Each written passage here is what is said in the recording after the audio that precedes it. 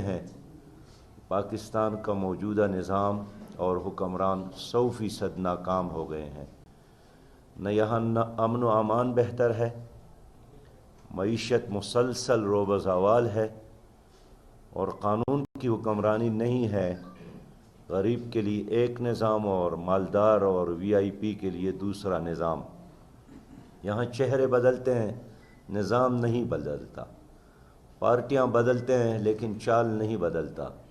سال بدلتے ہیں، غریب کی حالت نہیں بدلتی، اور ان تمام تباہی اور بربادی کی ذمہ داری قبول کرنے والا بھی کوئی نہیں ہے۔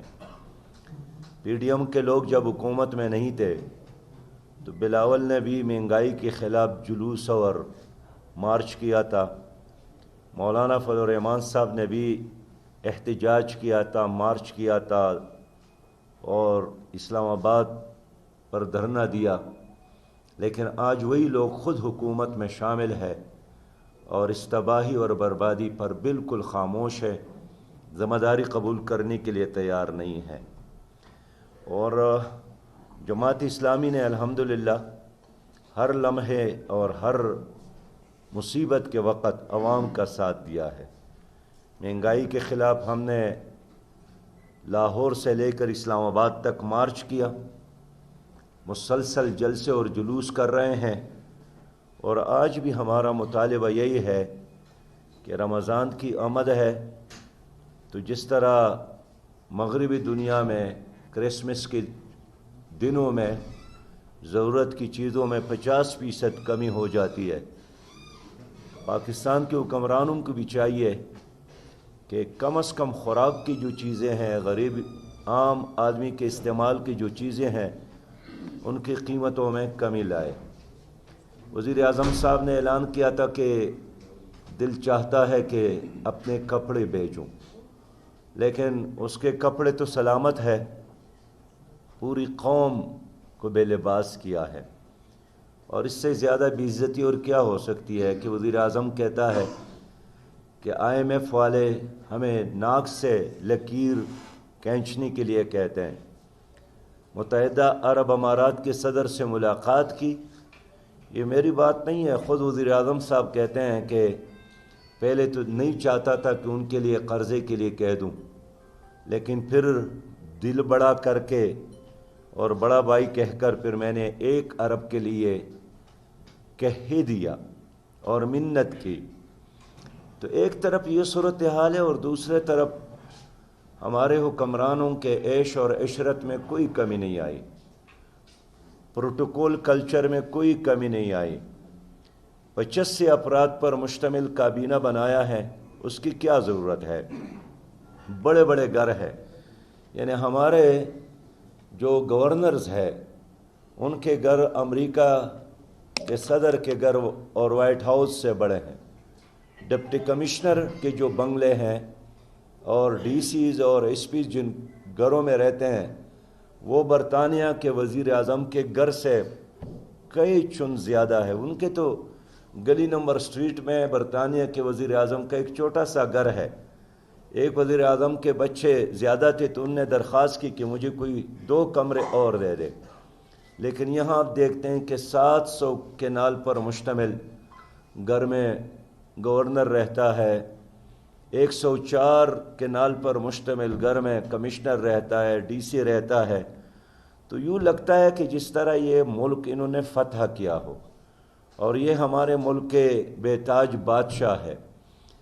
آپ ان کے پروٹوکول کو دیکھ کے ان کے حرکت پر، ان کے دوروں پر، ان کے بولنے پر، ان کے کانے پر، حتیٰ کہ عمرہ اور حج پر بھی جاتے ہیں تو اس پر یہی غریب عوام کا پیسہ خرچ ہوتا ہے۔ میں خود حیران ہوں کہ پاکستان کی اس موجودہ تناظر میں ان بڑے بڑے گورنر، بلکہ گورنر ہی کی ضرورت نہیں ہے۔ ایک ایسا آدمی ہوتا ہے اکیلا، اس میں بیٹھتا ہے، انجوائے کرتا ہے۔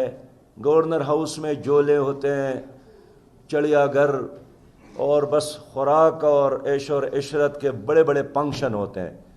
اس لیے اگر پاکستان واقعی غریب ملک ہے تو آئین میں ترمیم کر کے ان گورنر ہاؤسز کو اور گورنروں کو فارغ کرنا چاہیے۔ عوام پر بوجھ ہے، کمشنر کی کیا ضرورت ہے، ان کی کیا کام ہے؟ کوئی عملی دنیا اور لوگوں کے عملی مشکلات میں اس کا کوئی حصہ نہیں ہے کہ کم کرے۔ تو اگر واقعی ہم ایک مقروض قوم ہیں تو ان عہدوں کو بھی ختم کرنا چاہیے۔ یعنی میں آپ کے علم میں لانا چاہتا ہوں کہ خود اسلام آباد کی آبادی کوئی 25 لاکھ سے زیادہ نہیں ہے، لیکن 25 لاکھ کی آبادی کے لیے ایک آئی جی ہے اور ان کے ساتھ 5 ڈی آئی جی ہوتے ہیں۔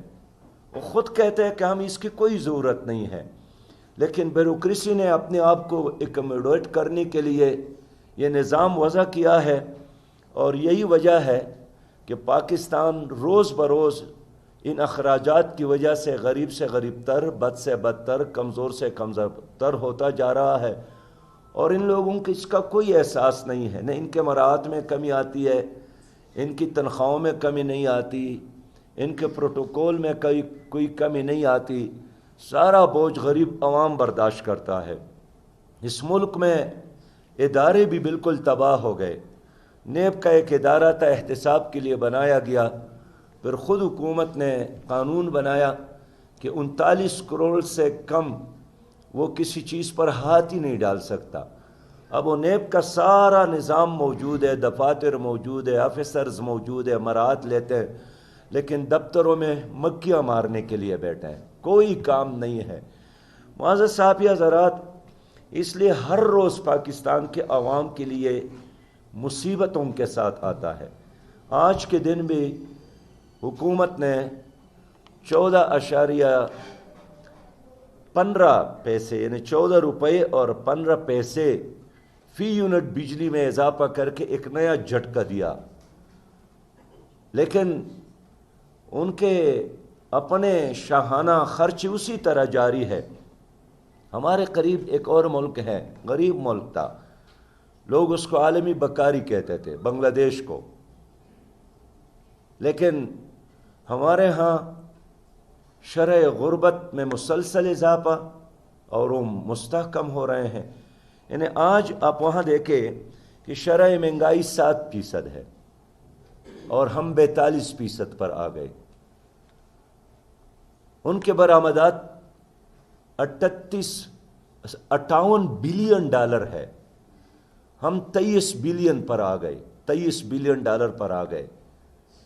ان کا زر مبادلہ 37 بلین ڈالر ہے، اور ہمارا زر مبادلہ آپ دیکھتے ہیں مذاق بن گیا ہے، 3.7 بلین ڈالر ہے، اور اس میں بھی متحدہ عرب امارات، سعودی عرب اور چائنیز کی امانتیں ہیں۔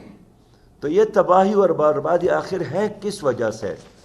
میں اس لیے کہنا چاہتا ہوں کہ یہ جو مراعات یافتہ طبقہ ہے، یہ جو کرپٹ اشرافیہ ہے، اور یہ سیاست میں موجود لینڈ مافیا، ڈرگ مافیا، آٹا مافیا، پٹرول مافیاز ہے، یہ پاکستان کے لیے معاشی دہشت گرد ہے، یہ سیاسی دہشت گرد بھی ہے۔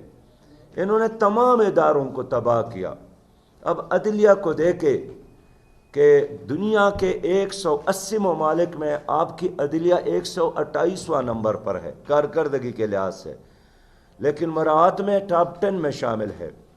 گزشتہ دنوں ایک آدمی کا مسئلہ تھا اور وہ حل ہو گیا، فیصلہ آ گیا اکبر حسین کا، 45 سال بعد کیس چلا کر وہ جیت گئے، لیکن پتہ چلا کہ وہ فیصلے سننے سے پہلے ہی مر گئے۔ تو معزز صحافی حضرات، میں اس لیے کہنا چاہتا ہوں کہ ہمارے گھر کی تباہی انہی لوگوں کی وجہ سے ہے۔ کوئی انڈیا اور کوئی امریکہ، کوئی برطانیہ نے ہم پر حملہ نہیں کیا ہے، یہی آستین کے سانپ ہے، یہی چراغ ہے جس سے ہمارے گھر ہمیشہ جل جاتے ہیں۔ ہمارا پیارا بلوچستان، خوشحال پاکستان کی ضمانت ہے۔ 3,47,000 مربع کلومیٹر پر واقع بلوچستان پاکستان کے لیے، پاکستان کے مستقبل کے لیے، پاکستان کی خوشحالی کے لیے انتہائی اہم ہے۔ یہ دنیا کا واحد خطہ ہے جہاں 40 انتہائی قیمتی معدنیات موجود ہے، آپ کے پاؤں تلے سونا ہے، چاندی ہے، تانبا ہے، گیس ہے، یورینیم ہے، کرومائٹ ہے، جپسم ہے، یاقوت ہے، ہر چیز موجود ہے۔ لیکن اس کے مقابلے میں یہاں غربت سب سے زیادہ ہے، مہنگائی سب سے زیادہ ہے، بے روزگاری سب سے زیادہ ہے، شرح غربت 55% سے زیادہ ہے۔ سمندر موجود ہے، اللہ تعالیٰ کی ایک بہت بڑی نعمت ہے۔ ایک بندرگاہ اس طرف ہے، اب دیکھتے ہیں، اور یہی سمندر ہے، ایک بندرگاہ اس طرف ہے، لیکن ہماری حصے کا بندرگاہ ایک ویرانہ ہے، اور لوگوں نے اپنے بندرگاہوں کو ڈیولپ کیا۔ متحدہ امارات کے ساتھ اور کیا ہے بندرگاہ کے علاوہ، لیکن وہ کہاں پر پہنچ گئے اور ہم کس جگہ پر اب تک پڑے ہیں۔ بلوچستان کے مسائل ہے، ہر حکومت نے ان کے ساتھ جھوٹے وعدے کیے، اعلانات کیے، لیکن مسئلہ کسی نے حل نہیں کیا۔ یہی چند لوگ ہیں، ان 1970 کے بعد اگر آپ لوگ یاد کریں، یہی چند لوگ ہیں وزیر اعلیٰ بنتے ہیں، کبھی گورنر بنتے ہیں۔ یہی محترم عطا اللہ خان منگل ہے، یہی ماشاء اللہ میں بھی نظر آتے ہیں، سیاست جمہوری دور میں بھی یہی غلام قادر صاحب ہے، یہی اکبر خان صاحب ہے، یہی جان جمالی صاحب ہے، یہی جام یوسف صاحب ہے، یہی جام کمال صاحب ہے، یہی حضرت مولانا اسلم رئیسانی صاحب ہے۔ یہی چند لوگ ہیں۔ لوگ سمجھتے ہیں کہ فلاں کی حکومت گئی تو اب ایک انقلاب آئے گا، اب ایک تبدیلی آئے گی، وہی پرانے سکے دوبارہ استعمال میں آ جاتے ہیں۔ ان کے اپنی نجی جیلیں، اپنے درباروں میں اپنی عدالتیں، ان کی وجہ سے بلوچستان ترقی نہیں کر پا رہا۔ ظفر اللہ جمالی صاحب، اللہ تعالیٰ جنت الفردوس عطا فرمائے، دھیمی لہجے اور اچھے رویے کے وجہ سے پسندیدہ شخصیت تھے، وزیر اعظم بن گئے، لیکن اس کے ہوتے ہوئے بھی یہاں کوئی انقلاب نہیں آیا۔ اور یہی وجہ ہے کہ آج بلوچستان ایک آتش فشاں بن گیا ہے، اور حالات اس نہج پر پہنچے ہیں کہ اگر سنجیدگی کے ساتھ بلوچستان کے مسائل حل نہیں ہو گئے تو مشرق پاکستان کا سانحہ ہمارے سامنے ہے۔ وہاں بھی ایک قوم تھی، وہاں بھی ان کے مسائل تھے۔ یہی اسلام آباد کی بیوروکریسی ان کا مذاق اڑاتے تھے، ان کو فوج میں نہیں لیتے تھے کہ ان کا جو قد ہے وہ کم ہے، لیکن جدائی کے بعد وہی بلوچستان، وہی مشرق پاکستان ہے، بنگلہ دیش بن گیا اور اب ہم سے 100 قدم آگے ہے۔ اس لیے میں خدا کا واسطہ دیتا ہوں ان حکمرانوں کو کہ بلوچستان کے مسائل حل کرنے میں دلچسپی لے۔ ایک مرکزی کیبنٹ کا اجلاس بلوچستان ہی میں کرے، کوئٹہ میں کرے، گوادر میں کرے، یہاں کے لوگوں کو سنے، یہاں کے ایلڈر کو سنے، یہاں کے نوجوانوں کو سنے، یہاں کے ماؤں بہنوں اور بیٹیوں کو سنے۔ بچیوں کو زندہ درگور کیا جاتا ہے، پھر کہتے ہیں یہ ہماری روایات ہے۔ میں اس لیے کہنا چاہتا ہوں، ایک شاعر نے کہا ہے کہ برباد گلستان کرنے کو ایک ہی الو کا پیتا، ہر شاخ پر الو بیٹا ہے، انجام گلستان کیا ہوگا؟ چاروں طرف سے لوگ اس کو نوچ رہے ہیں۔ جو بھی ممبر بنتا ہے، MNA بنتا ہے، مشیر بنتا ہے، اگلے دن اس کا ایک بنگلہ کراچی میں بھی اور اسلام آباد میں بنتا ہے۔ 2 بار تو میں بھی منسٹر رہا ہوں، سینئر منسٹر رہا ہوں، وزیر خزانہ رہا ہوں، جنگلات کا منسٹر رہا ہوں، لیکن ہماری پراپرٹیز میں تو کوئی اضافہ نہیں ہوا۔ لیکن کیا الدین کا چراغ ہے ان لوگوں کے ساتھ۔ اب آپ خود بلوچستان کے کیبنٹ اور مشیروں کو دیکھیں، یعنی میں یقین کے ساتھ کہہ سکتا ہوں کہ اگر وزیر اعلیٰ کو کس نے کہا کہ چلو اپنے مشیروں کے نام لے لے، خود ان کو بھی پتہ نہیں ہوتا ہے کون چلاتا ہے بلوچستان کا سارا نظام۔ یہی لوگ حکومت میں ہوتے ہیں، پھر ان کے آنکھیں بند ہو جاتے ہیں، پھر اپوزیشن میں آتے ہیں تو پھر چیختے چلاتے ہیں جب موقع ملتا ہے وہ ضائع کرتا ہے۔ آج گوادر کے ساتھ جو کچھ ہو رہا ہے، ہمارے مولانا ہدایت الرحمان صاحب کو جیل میں ڈالا ہے۔ جرم اس نے کیا ہے؟ کیا کسی کو قتل کیا ہے؟ کیا کسی بم دھماکے میں ملوث ہے؟ کیا وہ دہشت گرد ہے؟ کیا اس نے کوئی غیر قانونی راستہ اختیار کیا ہے؟ تو اگر آپ ایک قوم کو ایک پرامن جدوجہد کی اجازت بھی نہیں دیتے، یہی تو وہ رویہ ہے جس کے نتیجے میں لوگ پھر تشدد کی طرف جاتے ہیں۔ ہم نے ہمیشہ گوادر کا ساتھ دیا، بلوچستان کا ساتھ دیا، لیکن 3 قتلوں میں ملوث بڑے سردار کی تو ضمانت ہو جاتی ہے، اور ایک بیس لیس کیس میں مولانا ہدایت الرحمان کو جیل میں رکھا ہے، جس کے لیے پرسوں بزرگوں نے، نوجوانوں نے جلوس نکالے، خواتین جلوس نکال رہے ہیں۔ میں ایک بار پھر حکومت سے کہنا چاہتا ہوں کہ گوادر کے لوگوں کو سنیں۔ یہ ناممکن ہے کہ باہر سے لوگ آ کر وہاں کروڑ پتی اور ارب پتی بن جائے اور خود اس زمین اور اس دھرتی کے بیٹا بے روزگار پھر رہا ہو۔ یہ غلام بننے پر راضی نہیں ہے، وہ اپنا حصہ مانگتا ہے جو آئین نے ان کو دیا ہے۔ آپ اس کو سمندر سے بے دخل کرنا چاہتے ہیں؟ یہ رب نے ان کے حوالے کیا ہے، اللہ تعالیٰ کی طرف سے تقسیم ہے۔ کوئی اسلام آباد میں رہتا ہے اور کوئی ساحل سمندر کے کنارے، تو آپ کیسے گوادر کے لوگوں کو اقلیت میں تبدیل کرنا چاہتے ہیں؟ یہ پاکستان کے سیاستدانوں کے لیے موت نہیں ہے، حکومت کے لیے موت نہیں ہے کہ ابھی لوگ، یعنی تاجر کو بھی کوئی مسئلہ درپیش ہے تو آرمی چیف کی طرف دیکھتا ہے، عام آدمی بھی اب اس کی طرف دیکھتا ہے۔ ایک سیاسی حکومت کے لیے موت ہوتی ہے کہ جب تاجروں کے جرگے آرمی چیف سے ملنے کے لیے وقت مانگتا ہوں، اس لیے کہ آپ لوگوں نے قوم کو مایوس کیا۔ میں اس لیے پاکستان کے وزیر اعظم سے کہنا چاہتا ہوں کہ اس مسئلے کو بڑھنے کی بجائے اس کو حل کریں۔ آپ تشدد کے ذریعے آواز کو نہیں دبا سکتے ہیں، یہ جتنا آپ دبائیں گے اتنا ہی ابھرے گا۔ اور مولانا ہدایت الرحمان کو رہا کرے۔ بلوچستان پاکستان کے لیے اہم ہے۔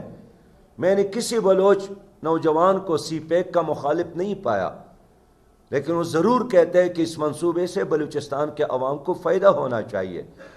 ایسا نہ ہو کہ گلگت سے ٹرالر اور ٹرک ادھر پہنچے، اس کا دھواں عوام کی قسمت میں اور اس کا نفع کسی اور نہیں۔ ہم چاہتے ہیں کہ پل یہاں کے لوگ کائیں۔ بلوچستان ترقی کرے گا تو پاکستان ترقی کرے گا۔ کراچی میں بلدیاتی الیکشن ہو گئے، عوام نے جماعت اسلامی پر اعتماد کیا، پیپل پارٹی نے بہت زور لگایا، وسائل استعمال کیے، سرکاری مشینری استعمال کی، مسلسل الیکشن کمیشن کو پریشرائز کیا، لیکن اس کے باوجود بھی جماعت اسلامی کو ایک بہت بڑی کامیابی ملی۔ میں اس پر کراچی کے عوام کا ہمیشہ شکریہ ادا کرتا ہوں، لیکن اب تک الیکشن کمیشن نے ان حلقوں کا فیصلہ نہیں دیا، الیکشن کا اہتمام نہیں کیا جہاں 11 حلقوں میں الیکشن نہیں ہوا ہے۔ اور اب بھی میں مطالبہ کرتا ہوں کہ کراچی میں جلد از جلد 11 حلقوں میں الیکشن ہو جائے تاکہ میئر بن جائے۔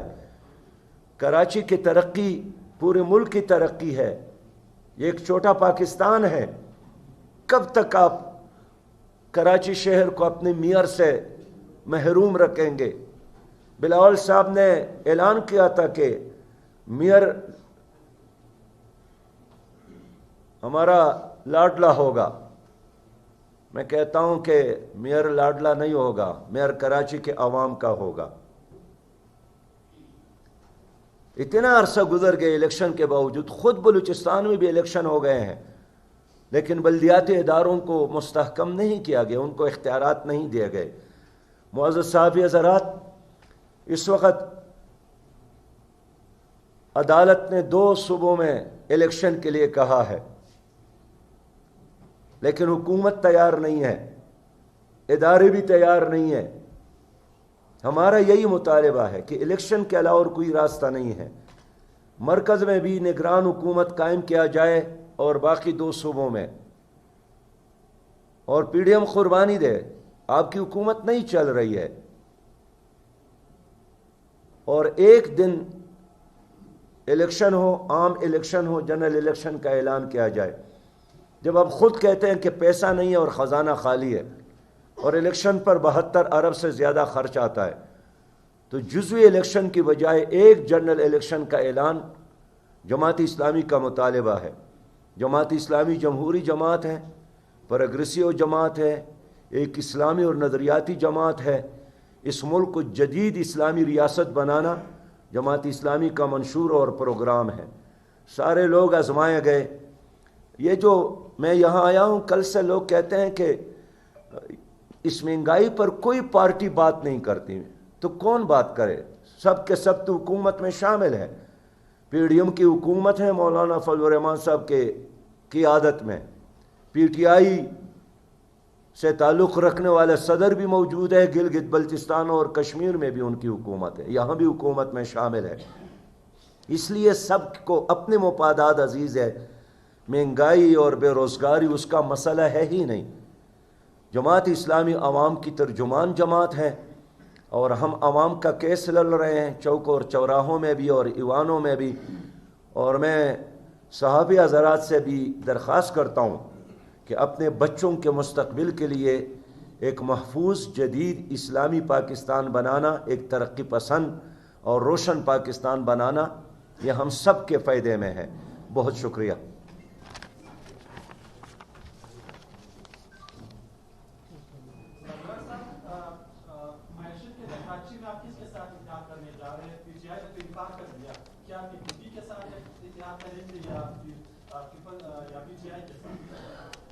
کہاں؟ نہیں، کراچی میں اتحاد بات کی بات ہے۔ پہلے ہم چاہتے ہیں نا کہ عوام نے جن کو ووٹ دیا ہے وہ سامنے آ جائے، وہ نتیجہ سامنے آ جائے۔ اب تک تو بہت سارے حلقوں کے الیکشن باقی ہے، 6 حلقے ایک ہے، 11 دوسرے ہیں، اور پھر خصوصی نشستیں ہیں، وہ بھی تقریباً 45 بنتے ہیں۔ تو ہم چاہتے ہیں کہ پہلے جماعت اسلامی ایک لارجسٹ پارٹی کے طور پر سامنے آئے، پھر انشاءاللہ ہم سب کو کراچی کے مفادات میں ساتھ لیں گے، چلائیں گے انشاءاللہ تعالی۔ لیکن پہلا جو ہے نا، دودھ کا دودھ اور پانی پانی تو ہو جائے۔ بڑے سوالات اٹھ رہے ہیں، جوڈیشری پہ بھی تنقید کی جا رہی ہے، اداروں پر بھی، ان کو بھی کٹہرے میں کھڑا کر دیا گیا ہے۔ آپ کہہ رہے ہیں الیکشن ہو، الیکشن کیا مسائل کا حل ہے؟ یہ پھر واپس وہی لوگ نہیں آئیں گے جن پہ آج جن کے لیے ہم نوع کرنا ہے، دوبارہ پھر یہی پارٹیاں آئیں گی۔ یہ مسئلے کا حل آپ کی نظر میں کیا ہے؟ کیا الیکشن مسئلے کا حل ہے؟ دیکھیں، پارٹیاں تو سارے ہو گئے ناکام، ایکسپوز ہو گئے، عدالتوں پر اعتماد نہیں، ایوان بالا اور زیرین ناکامی سے دوچار، الیکشن کمیشن پر اعتماد ختم۔ پھر حل کیا ہے؟ حل صرف یہی ہے کہ تمام سٹیک ہولڈرز بیٹھ جائیں اور ایک شفاف الیکشن کے لیے طریقہ کار وضع ہو۔ اب آخری فیصلہ وہ صرف عوام ہی کا ہوگا۔ صاحب، جب الیکشن ہوئے تھے پچھلے، عمران خان نے اس میں بڑے دعوے کیے تھے کہ میں آ کر یہ کر دوں گا، میں آ کر وہ کر دوں گا۔ آپ بھی اس کے ساتھ حکومت میں شریک رہے۔ اب آپ کہہ رہے ہیں کہ مسائل کا جماعت اسلامی کے پاس ہے۔ جماعت اسلامی پر ایسا کیا جادو کی چھڑی ہوگی کہ وہ آ کر جو ہے ملک قرضوں سے بھی نکال دے گی، ملک مہنگائی بھی کم کر دے گی؟ کیا 3 سال کے بعد آپ بھی کہو گے کہ میرے پاس نہیں ہے؟ نہیں، ہم نہیں کہیں گے۔ ہم نظام کو چینج کریں گے۔ ہم معاشی نظام کو تبدیل کرنا چاہتے ہیں۔ سودی نظام کی بجائے ہم یہاں عشر اور زکوٰۃ کا نظام نافذ کریں گے۔ ہم کرپشن کو ختم کریں گے۔ یہ لوگ ختم نہیں کر سکتے، اس کو بڑھایا۔ ہم قرضوں کی معیشت کو ختم کریں گے، ہم دینے والے ملک بن سکتے ہیں۔ میں ویسے آپ سے شیئر کرنا چاہتا ہوں، میں خود فائنانس منسٹر رہا ہوں، خیبر پختونخوا میں، اور 2 بار رہا ہوں۔ ہم نے اپنی صوبے کو قرض فری صوبہ بنایا تھا۔ ہم نے مراعات ختم کیے تھے، پروٹوکول کلچر ختم کیا تھا، غیر ترقیاتی اخراجات ختم کیے، پیسہ بچایا اور تعلیم پر خرچ کیا، صحت پر خرچ کیا۔ لیکن یہ اس صورت میں خود بھی 18,000 روپیہ تنخواہ لیتا تھا منسٹر کی طور پر، اور اپنے وزراء کو بھی یہی دیتا تھا۔ تو آپ جو ٹیکس دیتے ہوں تو سارے لوگ مراعات میں اور تنخواہوں میں یہ لوگ کہا جاتے ہیں۔ ہمارے ساتھ تعلیم کا متبادل نظام ہے. ہم عدالتی نظام کو بھی بدلیں گے. یہ جو عدالتی نظام ہے غریب کے لیے نہیں ہے. یہ انصاف کے دروازے جب سونے کی چابی سے کھلتے ہیں وہ غریب کے لیے نہیں ہوتے ہیں. پھر ہمارے ساتھ ایک منظم جماعت ہے, پھر ایک تجربہ موجود ہے. ہمیں جہاں بھی موقع ملا ہے نا, ہم یہ رونا نہیں رویا ہے کہ ہمارے ساتھ وسائل نہیں ہیں, ہم نے ڈیلیور کیا ہے. ایک کرپشن فری جماعت کرپشن ختم کر سکتی ہے. کرپٹ لوگ تو کرپشن ختم نہیں کر سکتی. اس وقت سب سے بڑا مسئلہ تو یہی ہے کہ روزانہ بلین کی کرپشن ہے. تو کون کرتا ہے کرپشن؟ غریب ڈرائیور تو نہیں کرتا ہے, چوکیدار تو نہیں کرتا ہے, آپ تو نہیں کرتے ہیں. یہی لوگ کرپشن کرتے ہیں جو حکومتوں میں ہیں. اس لیے ہم اللہ کے فضل کے ساتھ دعوے کے ساتھ یہ بات کرتے ہیں کہ اگر اس ملک میں آپ انقلاب چاہتے ہیں تو آپشن صرف اور صرف جماعت اسلامی ہے.